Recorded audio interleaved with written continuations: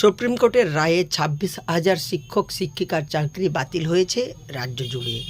আর এইসব চাকরিহারাদের পাশে থাকার বার্তা দিলেন পূর্ব মেদিনীপুর জেলার এক প্রাক্তন প্রধান শিক্ষক। কোলাঘাটের রাইন গ্রামের বাসিন্দা অয়নেন্দু ঘটক। তিনি স্কুলের প্রাক্তন প্রধান শিক্ষক, বর্তমানে রামকৃষ্ণ বিবেকানন্দ শিক্ষা সদন মানে একটি শিক্ষা প্রতিষ্ঠানের সঙ্গে যুক্ত।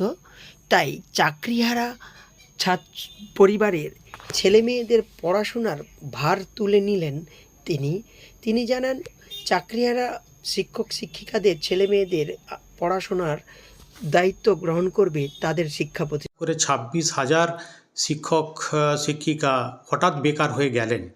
এবার তাদের তো একটা রুজি রোজগারের একটা ফিক্সড রোজগার ছিল, হঠাৎ করে তারা যখনই অভাবের মুখে পড়ে যাচ্ছে তখন বিভিন্ন দিক দিয়ে তাদের কিছু সামাজিকতাকে রক্ষা করার জন্য বা তাদের পরিবারটাকে ঠিক করে পরিচালনা করার জন্য যে সমস্যাগুলো হয় সেই সমস্যাগুলো আমরা ফিল করেছি, কারণ আমিও একটি স্কুলের হেডমাস্টার ছিলাম।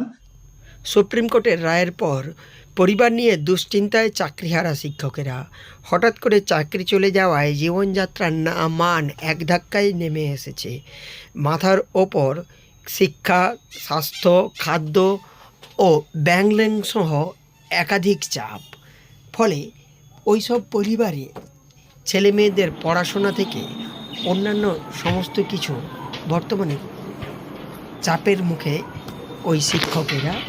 তাই ওই শিক্ষকদের পাশে দাঁড়ালেন পূর্ব মেদিনীপুর জেলার কোলাঘাটের অয়নেন্দু ঘটক। পেশায় একসময় তিনি স্কুলের প্রধান শিক্ষক ছিলেন। এর পাশাপাশি তিনি একটি শিক্ষা প্রতিষ্ঠানের সঙ্গে যুক্ত রয়েছে। সেই শিক্ষা প্রতিষ্ঠান ওইসব চাকরিহারা ছেলে মেয়েদের বই, খাতা, পেন, পেন্সিল ও পড়াশোনার দায়িত্ব নিল করছি। তো আমি সেই জায়গা থেকে বুঝে তখন দেখলাম এদের পাশে ইমিডিয়েটলি যদি আমরা দাঁড়াতে না পারি তাহলে ওদের ক্ষেত্রে হয়তো অনেক সমস্যা আসতে পারে।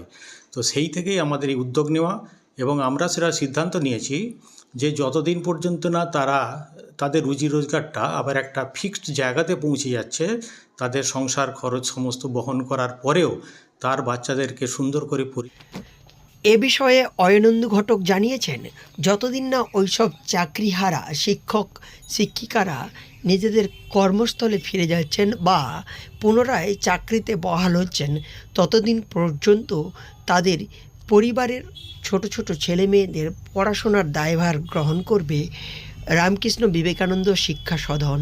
শুধু পড়াশোনা নয়, বই, খাতা, পেন্সিল, অ্যাবাকাসের মতো জিনিসপত্র দিয়েও সাহায্য করবে। ওই প্রাক্তন প্রধান শিক্ষক অয়নেন্দু ঘটক এই ঘটনা সোশ্যাল মিডিয়ায় শেয়ার করেন। তারপর থেকেই তার এই কাজকে বাহবা দিচ্ছেন নেটিজন মানুষ। পূর্ব মেদিনীপুর জেলার কোলাঘাট থেকে সৈকত সিংয়ের রিপোর্ট, লোকাল 18 বাংলা।